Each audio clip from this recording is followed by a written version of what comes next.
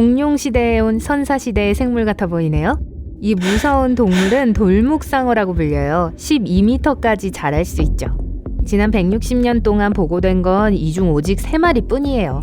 마지막 목격은 2015년에 있었고 그 전은 약 80년 전에 있었습니다.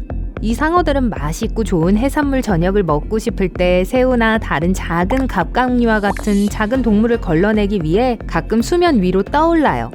하지만 표면에 충분한 먹이가 없으면 거의 1000m의 깊이까지 내려가서 그곳에서 몇 달 동안 머무는 경향이 있어요. 연구원들이 위성 꼬리표를 사용해 발견했죠. 잡았다! 여러분이 술래예요.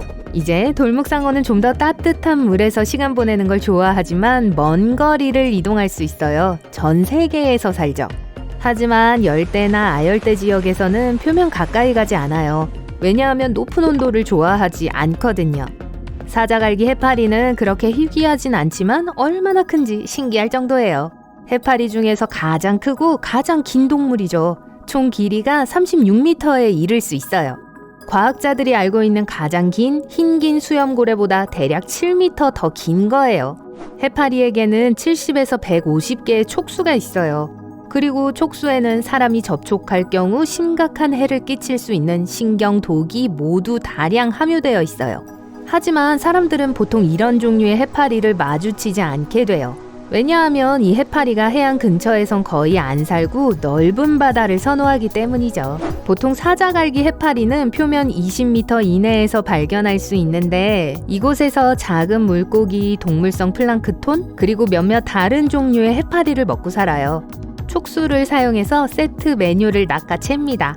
안녕? 감자튀김도 먹을래?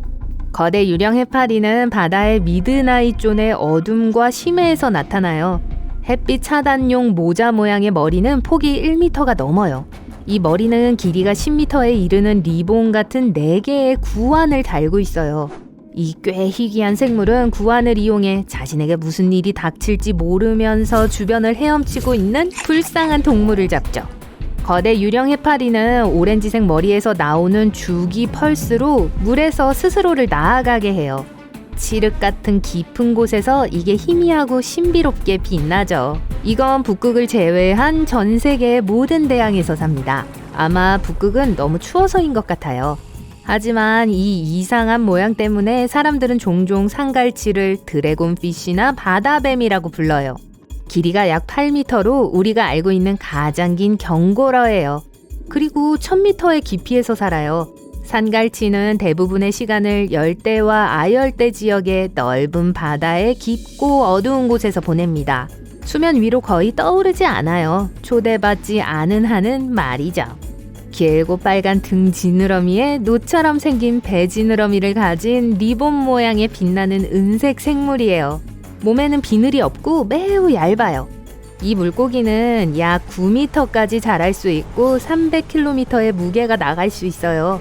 상갈치는 어둡고 무서운 환경을 더 잘 볼 수 있게 도와주는 정말 큰 눈을 갖고 있어요. 주름상어는 분명 세상에서 아주 끝내주게 생긴 해양동물 중 하나예요. 어디선가 이걸 본다면 아마도 공룡시대로 거슬러 올라갔나 싶을 거예요. 네, 주름상어는 뿌리가 8천만 년 전으로 거슬러 올라가기 때문에 선사시대의 생물이에요. 이 살아있는 화석은 2m까지 자랄 수 있어요. 주름진 아가미 때문에 이 이름을 얻었죠. 주름상어는 이름에 상어라고 되어 있지만 확실히 뱀처럼 구불거리면서 뱀장어와 비슷하게 헤엄쳐요. 입이 무시무시하죠.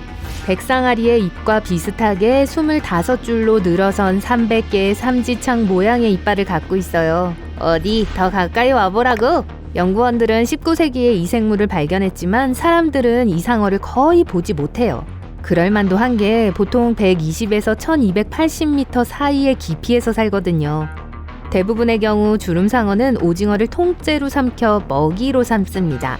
이 긴 턱은 주름상어가 입을 더 크게 벌려 자기 몸 전체 길이의 절반만큼 긴 동물을 삼킬 수 있게 해줘요. 고블린 상어는 아주 희귀합니다. 연구원들은 120년 동안 50마리 미만의 고래를 발견했어요. 하지만 그게 나을 수도 있어요. 왜냐하면 좁은 코와 날카로운 이빨을 가진 꽤 무서운 친구에 대해서 이야기하고 있으니까 말이죠. 또 뭔가를 잡고 싶을 때 턱 전체를 바깥쪽으로 내밀 수 있어요. 어디서 들어본 것 같네요. 바닷속 어두운 심연에 도사리고 있을 때 고블린 상어는 꽤 맛있어 보이는 작은 오징어를 발견합니다. 이 위험한 동물은 오징어 쪽으로 다가가요. 그 불쌍한 생물은 포식자를 발견하자 잽싸게 도망가려고 합니다. 하지만 너무 늦었어요. 상어가 이미 입 밖으로 턱을 7cm 내밀었어요. 턱은 상어가 펼칠 수 있는 피부의 덮개 부분과 연결되어 있어요. 고블린 상어가 느린 동물이라서 먹이를 쫓는 게 꽤 어려운데 이게 많은 도움이 되죠. 점심을 다 먹은 후 고블린 상어는 턱을 다시 입에 넣고는 아무 일도 없었다는 듯이 헤엄쳐가요. 고블린 상어는 주로 바다 밑바닥에서 살아요. 많은 다른 상어종들처럼 혼자 수영하는 걸 선호하죠. 여기 아주 거친 피부를 가진 은색 생물이 있어요. 개복치입니다. 총 길이가 거의 3.3m에 달하는 친구죠.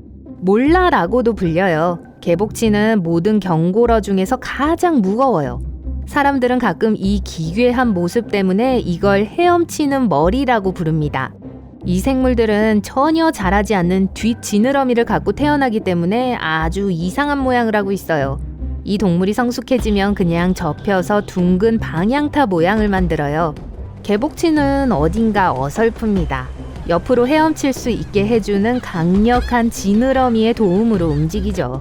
이 해양 거주자는 혼자 사는 생물이에요. 주로 동물성 플랑크톤과 해파리를 먹어요.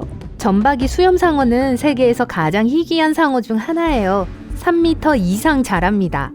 몇몇 친척 상어들처럼 무섭게 생기진 않았지만 대부분 밤에 아무 낌새도 없이 헤엄치는 동물을 잡는데 꽤 뛰어나요.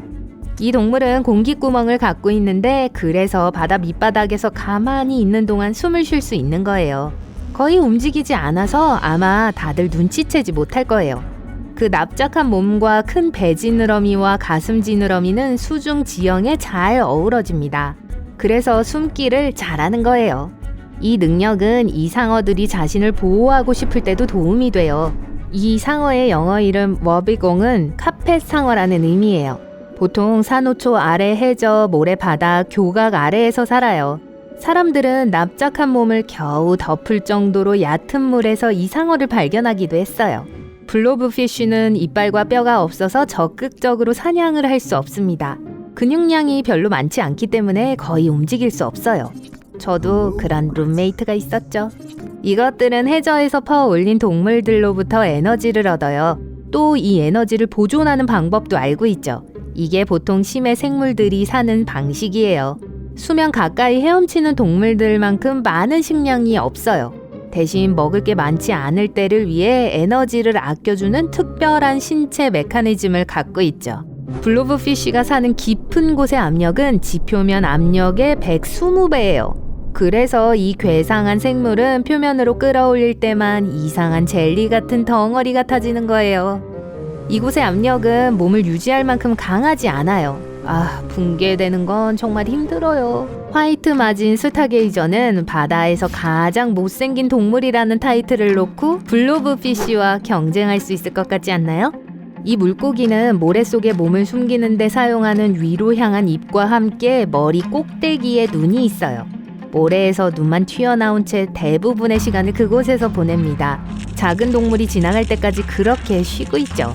목표물을 향해 엄청나게 빠르게 말 그대로 밀리초 이내에 돌진할 수 있어요.